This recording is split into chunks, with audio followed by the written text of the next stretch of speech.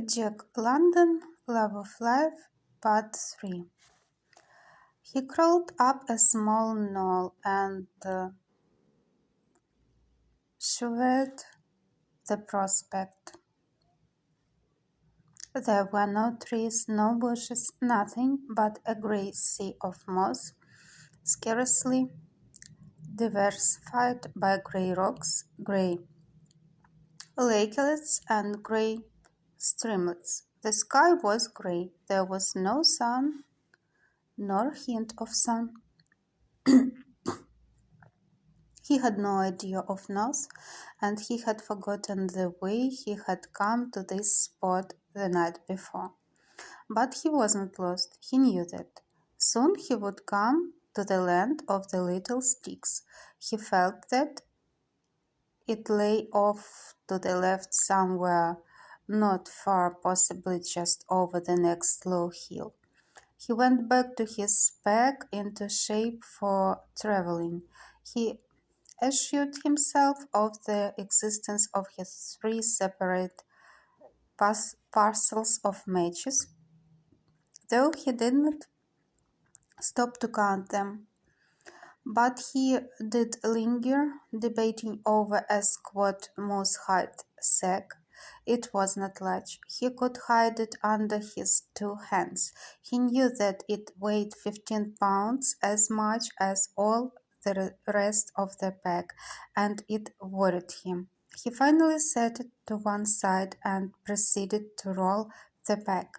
He paused to gaze at the squat moose-hide sack. He picked it up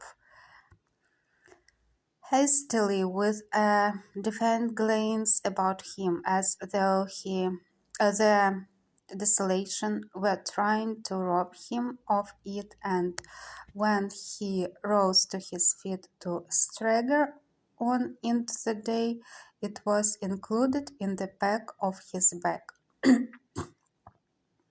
He bore away to the left, stopping now and again to eat muscat berries. His ankle had stiffened, his limp was more pronounced, but the pain of it was as nothing compared with the pain of his stomach. The hunger pangs were sharp. They gnawed and gnawed until he could not keep his mind steady on the course he must pursue to gain the land of little sticks. The muscat berries didn't allay this gnawing, while they made his tongue and the roof of his mouth sore with their irritating bite. He came upon a valley where rock ptarmigan rose on whirring wings from the ledges, and muskets. Care, care, care was the cry they made. He threw stones at them, but could not hit them. He placed his pack on the ground and stalked them as a cat stalks a sparrow. The sharp rocks cut through his plants legs till his knees left a trail of blood, but the hurt was lost in the hurt of his hunger. He squirmed over the wet moss, saturating his clothes and chilling his body, but he was not aware of it, so great was his fever for food.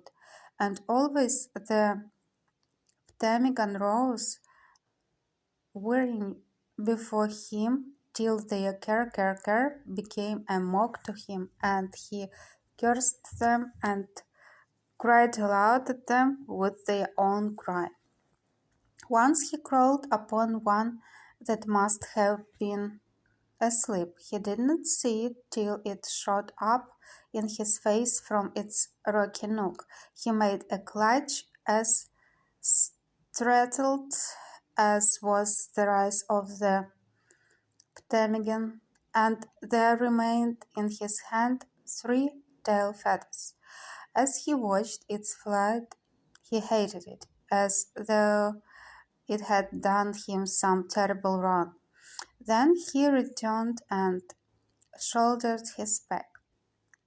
As the day wore along, he came into valleys or swales where game was more plentiful. A band of caribou passed by, 20 and odd animals, tantalizingly within rifle range. He felt a wild desire to run after them, a certitude that he could run them down. A black fox came toward him, carrying a ptarmigan in his mouth. The man shouted. It was a fearful cry, but the fox, slipping away in fright, didn't drop the ptarmigan. Late in the afternoon, he followed a stream milky with lime, which ran through sparse patches of rush grass.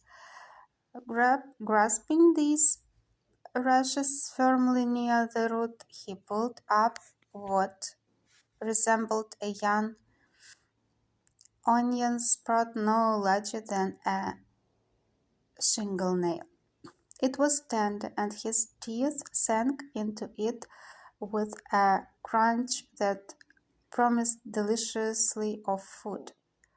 But its fibers were tough. It was composed of stringy filaments saturated with water, like the berries, and devoid of nourishment.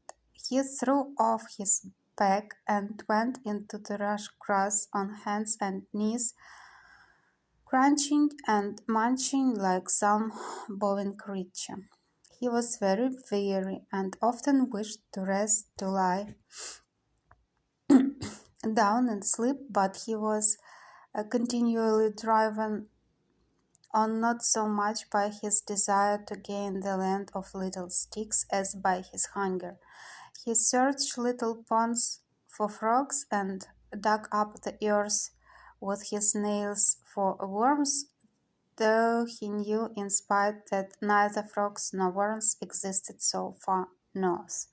He looked into every pool of water vainly until, as the long twilight came on, he discovered a solitary fish the size of a minnow in such a pool. He plunged his arm in up to the shoulder, but it eluded him. He reached for it with both hands and stirred up the milky mud at the bottom. In his excitement he fell in, wetting himself to the waist. Then the water was too muddy to admit of his seeing the fish, and he was compelled to wait until the sediment had settled. The pursuit was renewed till the water was again muddied, but he could not wait. He unstrapped the tin bucket and began to bail the pool. He bailed wildly, at first splashing himself and flinging the water so short a distance that it ran back into the pool. He worked more carefully, striving to be cool, though his heart was pounding against his chest and his hands were trembling. At the end of half an hour the pool was nearly dry. Not a cupful of water remained, and there was no fish. He found a hidden